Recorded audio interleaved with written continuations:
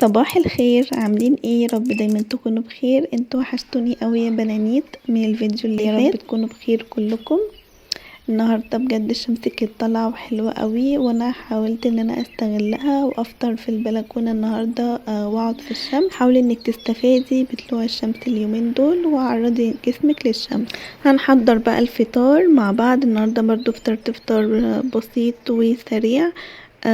فطرت جبنة قريش، حطيت عليها سمسم وحبة البركة، وجنبيها خضار جزر وفلفل احمر وخيار. وعملت طبعا كوبايه الشاي اللي بتظبط اليوم بتاعي. طبعا انتوا حفظتوا خلاص. ولو اول مره بتشوفيني ما تنسيش اللايك والاشتراك في القناه وتفعلي زر الجرس وتكتبي لي كومنت منك يشجعني انزل فيديوهات اكتر، وتدعي لي دعوه حلوه واللي كمان واكتبوا لي بقى انتوا بداتوا في توضيبات رمضان وتجهيزات رمضان ولا لا. انا عايزه ابتدي بقى في تجهيزات رمضان والتنظيف وكده. انا كنت منظفه الشقه تنظيف عميق في دخلة الشتاء، بس انا متعودة يعني ان انا كل سنة اعمل كده في رمضان، هو ده اللي بيحسسني برمضان يعني. فعايزاكم ان انتوا تشجعوني ان انا ابتدي وحابين ان انا اصور لكم وانقل لكم تنظيفي والروتين بتاعي ولا لا. لو ما لقيتش تشجيع مش هعمل كده، وهنضف مني لنفسي. انتوا حرين بقى، لان انتوا مقصرين معايا جامد اوي الفترة دي ومش بلاقي تفاعل خالص على القناة وعلى الفيديوهات.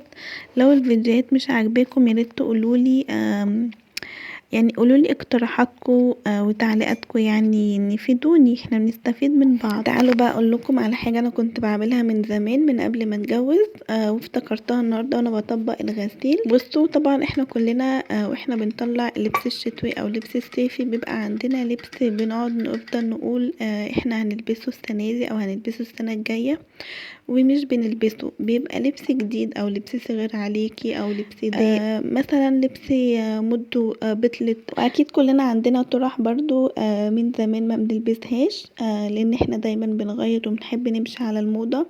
اكيد عندك كذا طرحة، اكيد عندك كذا بندانة، اكيد عندك كذا شنطة، ايا كان. حتى اكسسواراتك اللي انت ما بتلبسهاش اكيد برضو في اكسسوارات بقالك كتير ما بتلبسهاش. حاولي انك تفرزي الحاجات دي وتطلعيها لحد يستفاد منها، وصدقيني هيبقى مبسوط جدا وهيحس بقيمتها يمكن اكتر منك كمان. لحد قريبك لحد جارك قربون يعني. لو ما عندكيش ممكن تديها بقى لاي حد معرفة من بعيد. بعمل كده انا كنت بدي لبنت خالتي الصغيرة وببقى مبسوطة قوي وهي لابسة الحاجات دي. لازم تلبسها قدام قرايبك، مثلا هتلبسها مثلا وهي خارجة مع صحابها، تلبسها وهي رايحة الجامعة كده، فاهمه قصدي؟ مش شرط اللي هي تلبسها قدامك. انا بس علشان بنت خالتي كانت ساكنه تحتيه في البيت اللي في الشقه اللي تحت ماما، فكنت بشوفها يعني وهي بتبقى مبسوطه بالحاجات دي. ولو تعرفي حد يعني مثلا بنت جيران بنت جارتك عندها مثلا اصغر منك جسما وبتروح مدرسه او بتروح الجامعه او كده، اديها طرحة، اديها اي حاجة بجد هتفرح بيها. حاولي انك تطلعي الحاجات اللي انتي ما بتلبسهاش غيرك هيستفاد بيها. انا بجد عملت كده.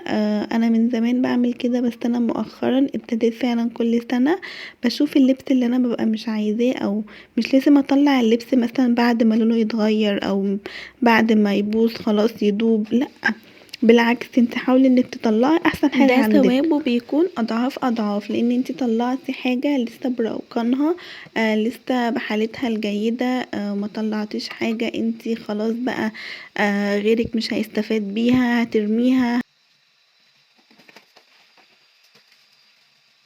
كده. انت فاهمه قصدي؟ هتاخدي ثواب، وبالعكس انت هتفرحي بنوته تانية نفسها تلبس حاجه جديده وتبقى ماشيه على الموضه مثلا، او تلبس زي صحابها او تلبس زي جيرانها.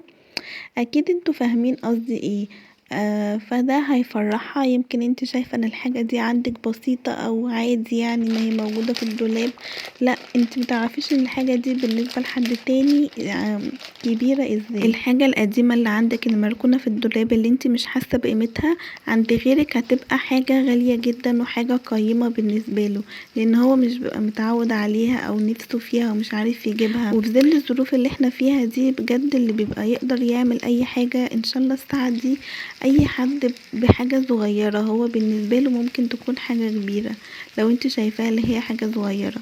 فحاولي انك فعلا تعملي كده، وعندك فرصة اهم دخلت رمضان او دخلت الصيف وفي انتهاء الشتاء. حاولي انك تعملي دلوقتي تشوفي بقى الحاجات اللي انت مش عايزاها، وتبتدي اللي انت توزعيها يعني للناس اللي حواليك. هو انتوا فاكرين البالتو البامب الكبير اللي كان طالع كده من كام سنة من فترة يعني اللي هو بالتو طويل كده لحد الركبة مثلا، مش جاكيت قصير، لا هو بالتو بامب كده فايبر. ده كان تقيل قوي، كان طالع موضة من كام سنة. انا البالتو ده كنت جايباه غالي جدا والله، كنت جايباه غالي وكان لونه ابيض بجد، كان حلو قوي وبيدفي جدا، وهو اصلا كان فايبر. فانا فضلت فتره حاطاه في الدولاب وما كنتش بلبسه الصراحه، بس زي ما اكون انا خايفه اديه لحد ما يحسش بيه، يعني ما يحسش بقيمته او يقول ايه الجاكيت ده، او بس هو بجد كان تقيل قوي. فانا كنت خايفة اديه لحد ما يحسش بيه او يعني ما يلبسهوش ما يعجبوش. فانا عندي حد يعني اعرفه عندها بنوتة جميلة خالص بجد، انا لما شفتها هي كانت صغنططة، فلما شفتها لقيتها انسة كده وجميلة اتفاجئت اللي هي في ثانوي يعني، وجسمها يعني كبرت وبنوتة. فانا اول ما شفتها افتكرت البلطو ده، قلت ايه ده، طب ما انا مديها البلطو دوت وهي هتفرح بيه وهي في ثانوي، ممكن تروح بيه الدروس، تخرج بيه مع صحابها، هيبقى شكله حلو ليه وفاء. فلما اديته لها هي لبسته وكانت فرحانه بيه قوي، وانا كنت مبسوطه على فرحتها. بجد حاولوا ان ما تستكثروش الثواب في نفسكم، فرحوا غيركم وبنفس الوقت انتوا هتكسبوا ثواب، لان انتوا فرحتوا حد، وكمان زي ما يكون كسيتوا حد، يعني اديتوا لحد ممكن هو يكون محتاجه اكتر منكم. ومع ذلك برضو في الاكسسوارات انا وزعت الاكسسوارات اللي انا مثلا مش بستعملها وانا في مقدرتي اللي انا اجيب غيرها، فديتها لهم برضو على كام بنوته كده وعجبتهم قوي. اي حاجه بقى ايا كان بقى بجد فرحوا بيها قوي. حتى الدباديب اللي انا كنت عند ماما في بيت ماما قبل ما اتجوز برضو وزعتها، بجد اتبسطوا وفرحوا بيها قوي. حاولوا انك تبسطوا غير حتى لو اي حاجه بسيطه، يعني حاولوا ان انتوا تكسبوا ثواب وتفرحوا بنوته تانية. انا حاسه ان انا صدعتكم، حقكم عليا لو الفيديو طويل والرغي كتير، ابقى اكتبوا لي في كومنت وانا هحاول ان انا ما اطولش عليكم كده مره تانية. انا بقى النهارده عملت اتغديت يعني لوحدي، عملت مكرونه بالهوت دوج، وحبيت ان انا اكافئ نفسي على اخر اليوم بكوبايه قهوه محطوط عليها معلقه جوز هند، بس ما عجبتنيش قوي، بس ما علينا.